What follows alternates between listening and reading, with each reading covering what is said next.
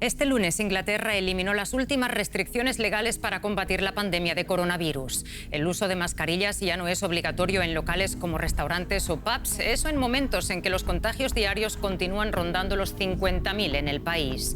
Ahora ya no hay límites en el número de personas que pueden juntarse en espacios cerrados o asistir a eventos. La retirada de las restricciones por COVID se lleva a cabo pese a las reticencias de la comunidad científica, que advierte que Reino Unido podría registrar hasta 200.000 casos diarios en unas semanas. Bienvenidos al programa especial sobre COVID. Después de 17 meses de pistas de baile vacías, los clubes nocturnos de Inglaterra reabrieron el lunes en una jornada bautizada como Día de la Libertad. En la medianoche del lunes se levantaron casi todas las restricciones pese al aumento de contagios y pese a la oposición de muchos epidemiólogos. Inglaterra da el salto en solitario. Los gobiernos de Gales, Escocia e Irlanda del Norte están tomando medidas más cautelosas y no reabrirán por completo. Y para conocer cómo viven los británicos esta recién adquirida libertad, hablamos con nuestro compañero allá en Londres, Fernán González. ¿Qué tal, Fernán? Muchos saludos. Fernán, el propio Boris Johnson, el primer ministro británico, admitió que levantar las restricciones podría ocasionar más muertes. ¿Cómo ven los británicos este experimento? ¿Hay en general cautela entre la ciudadanía? Sí, Rosa, para algunos se ha recibido esto con alivio y hasta con júbilo después de más de un año de restricciones. Para otros, entre ellos los más vulnerables, con preocupación. Una encuesta reciente antes del levantamiento de las restricciones mostraba que un 66% de la población desea que la mayoría de las medidas, o todas, continúen en vigor y un 60% desea que se sigan usando mascarillas en las tiendas y el transporte público. Sin embargo, estos deseos no han sido tenidos en cuenta por el gobierno.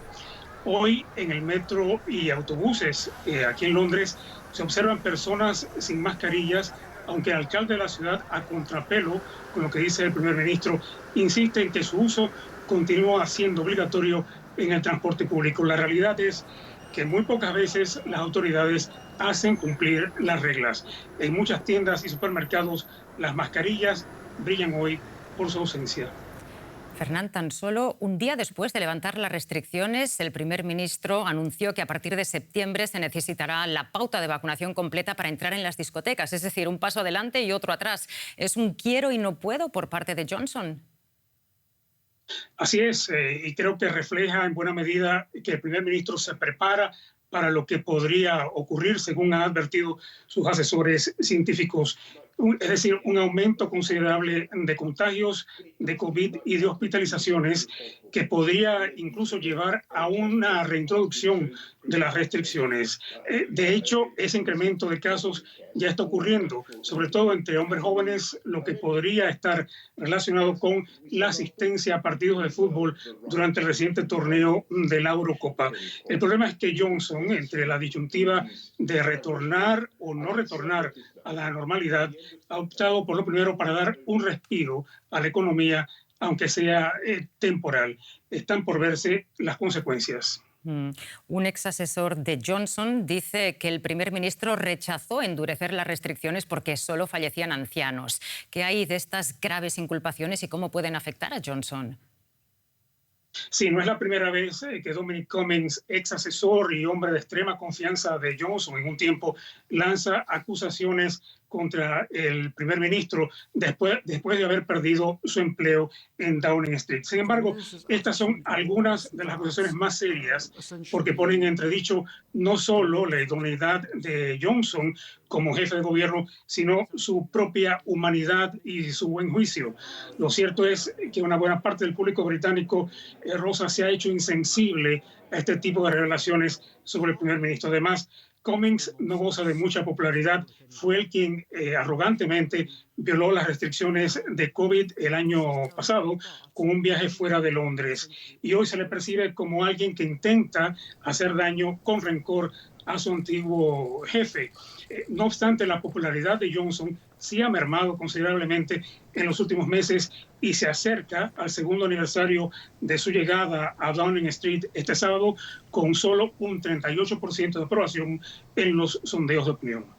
Muchísimas gracias por ampliarnos estas informaciones desde Londres, Fernán González. Como vemos, Inglaterra levantó las restricciones frente al coronavirus con los casos disparados. Mientras, en el resto de Europa se mantiene la cautela porque los contagios siguen al alza y la presión en los hospitales aumenta paulatinamente. Portugal y España, por ejemplo, han introducido toques de queda nocturnos en algunas regiones y Francia ha impuesto el pasaporte sanitario en lugares cerrados. Sin embargo, los jóvenes parecen no mostrar una excesiva preocupación. Es hora de bailar de nuevo en los clubs nocturnos de Viena. Tras año y medio de restricciones, se relajan finalmente las medidas contra el coronavirus. Es algo que los asiduos a los locales de la capital austríaca llevaban mucho tiempo esperando. Es una locura. No me puedo creer que volvamos a salir después de un año y medio. Es una locura. Estoy súper feliz. Vacunada. Todos nos hemos hecho el test. Estamos vacunadas o hemos pasado el COVID, así que no nos lo hemos pensado dos veces. Pero la incidencia está subiendo rápidamente en el país y algunas de las libertades ganadas se vuelven a restringir en aras de la seguridad. Desde ahora, el que no tenga el certificado de vacunación tendrá que mostrar una PCR negativa para entrar en locales de ocio. Un test rápido de antígenos ya no basta.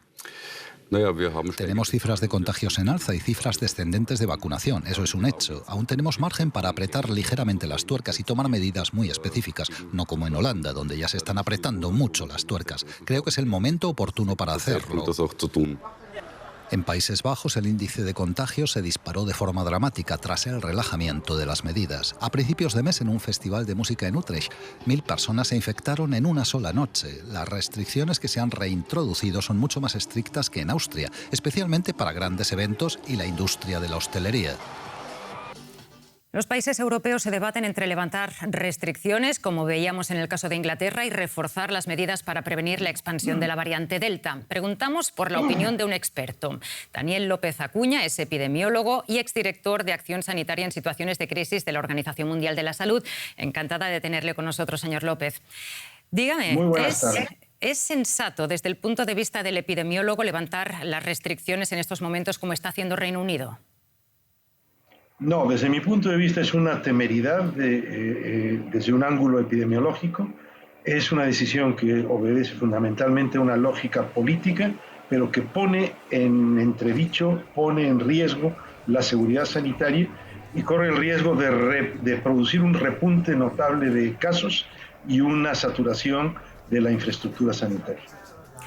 Científicos alertan que el levantamiento de las restricciones en Reino Unido causará un desastre global porque las mutaciones que surjan allí se extenderán al resto del mundo. ¿Es esto así? Bueno, hay varios escenarios trazados por algunos expertos británicos. El Imperial College de Londres, por ejemplo, ha señalado cómo la relajación de las restricciones a partir del lunes puede generar un verdadero incremento de contagios. Y en la medida en que se incrementan los contagios, vamos a tener más probabilidad de que se produzcan variantes amenazantes que eludan a las vacunas y que puedan ser más contagiosas, como ha sido el caso de la variante Delta. La tragedia mundial será la presencia de variantes nuevas que introduzcan resistencia a las vacunas, se produzcan donde se produzcan. Si se producen en el Reino Unido, pues esto afectará por la exportación de casos al resto de Europa y al resto del mundo, pero también puede ocurrir en otros países. En todo caso, lo importante es entender que tenemos que frenar la transmisión, el contagio, para evitar el surgimiento de nuevas variantes. Y se da justamente el hecho aquí en Europa de que avanza la variante Delta y al mismo tiempo pierde fuelle el ritmo de vacunación. ¿Llevará esto irremediablemente a nuevos brotes epidemiológicos? Sí, yo creo que es muy desafortunado lo que estamos viendo de la pérdida de fuelle en la vacunación en muchos países europeos. Esto se está viendo también en Estados Unidos, en donde hay repuntes considerables de casos y disminución del ritmo al que la gente se va vacunando o va completando sus dosis. No es igual en todos los países europeos. En España hay, en estos momentos, por ejemplo, mucho más ajuste y adherencia a la vacunación por parte de la ciudadanía, pero en otros países de Europa el movimiento antivacunas, el negacionismo y lo que yo llamaría la ignorancia desde un punto de vista científico está condicionando lamentablemente conductas que resisten a la vacunación. Y esto, por supuesto, que nos deja grandes sectores de la población descubiertas que pueden darnos susceptibilidad suficiente para tener nuevos repuntes o nuevas olas. Señor López, hasta ahora se hablaba de que había que vacunar a un 70% de la población para alcanzar la inmunidad de grupo. ¿Es realista esa cifra ante el avance de la variante Delta y otras que puedan surgir? No, no es realista. Es una cifra muy optimista que se dio al inicio de la pandemia, pensando que no iban a surgir tantas variantes, que la duración de la inmunidad podía ser más larga, que la biología del virus iba a comportar como en el caso de otras enfermedades infecciosas. En rigor, hoy, ante la presencia de nuevas variantes y ante la duración de la inmunidad, debemos pensar que nuestra inmunidad de grupo la conseguiremos si vacunamos al 85 o 90% de la población. Tenemos que ser mucho más realistas y embarcarnos con gran compromiso en el proceso de vacunación. Los jóvenes son en Europa los más afectados por la variante Delta y también quienes más prisa tienen por retomar los contactos sociales. ¿Qué supone esto para alcanzar la tan ansiada inmunidad de grupo? Bueno, yo creo que tenemos dos fenómenos. Primero, el nuevo número de contagios en esta nueva ola que se está produciendo en Europa se concentra en la población que no está vacunada del todo y ahí se sitúan los jóvenes. No es que la variante Delta tenga más afinidad o proclividad a atacar a los jóvenes, ataca a quien no está protegido.